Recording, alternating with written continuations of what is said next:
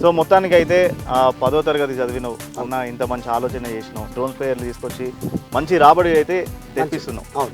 అట్లనే నువ్వు వేసుడు కాక నీ కింద మంచిగా పనికి కూడా పెట్టుకున్నావు, వాళ్ళందరికీ డబ్బులు ఇస్తున్నావు మంచిగానే. ఎట్లా ఇప్పుడు కొత్తగా కొంతమంది చూస్తారు, ఇప్పుడు ఈ వీడియో చూసి మేము కూడా అరే డ్రోన్ స్ప్రేయర్లతో ఇట్లా వేయాలి అని అనుకుంటారు.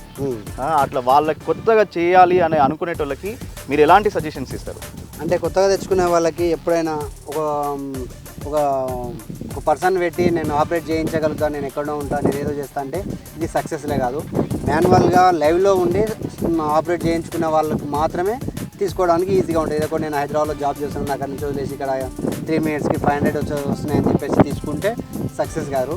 మాన్యువల్గా ఉండి ఇక్కడ ఉండి తను అంతా తాను పని చేసుకుంటే మాత్రమే సెటిల్ అవుతుంది. నాకు ఈ 4 మెయింటైన్ చేయడానికంటే మంది గారు, మా బామ్మర్ది, మా తమ్ముళ్ళు, 2 తమ్ముళ్ళు, ఒక బామ్మర్ది ఉన్నారు కాబట్టి మా వరకు మాదే అనుకొని చేస్తున్నారు కాబట్టి నేను దీంట్లో సక్సెస్లో ఉన్నాను. ఇది వాళ్ళు ఏదో జీతం ఇస్తుంది కదా, నేను చేస్తున్నాను, డ్యూటీ చేస్తున్నానంటే సక్సెస్ కాదు. అట్లా లాస్ అయిన వాళ్ళు ఎక్కువ ఉన్నారు. వాళ్ళు మా వాళ్ళు నాకు సహకరిస్తున్నారు, మాది అనుకొని చేస్తున్నారు కాబట్టి మేము ఈ ఫీల్డ్లో ముందుకు వెళ్ళగలుగుతున్నాం.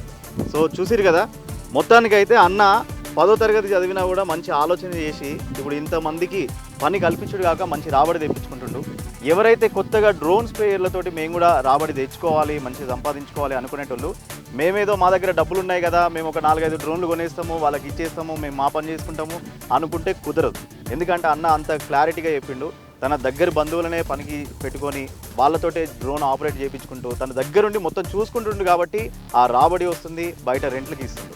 సో ఎవరైతే డ్రోన్ స్ప్రేయర్లు కొత్తగా ఈ ఫీల్డ్లోకి రావాలి అనుకుంటున్నారు, ఇవి చేయాలనుకుంటున్నారు అనుకుంటే కనుక మీరు దగ్గరుండి మీరు చూసుకునే అంత ఉంటే కనుకనే ఇలాంటివి చేయండి. డ్రోన్ స్ప్రేయర్లు తీసుకొచ్చి మీరు కొనుగోలు చేసి మీరు దగ్గరుండి చూసుకుంటా అనుకుంటే కనుక ఈ ఫీల్డ్లోకి రండి.